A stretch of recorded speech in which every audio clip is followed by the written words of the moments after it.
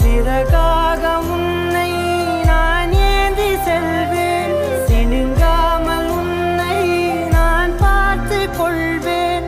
ஒரு கோடி இன்பங்கள் உன்னை பார்த்த நொடியில், நான் வாழும் நாள் மட்டும் நீ எந்த மடியில். உன்னை ஈன்ற பொழுதிங்கு கடவுள் தன் முகம் பார்த்த பொழுது உன் பாதம் தொழுது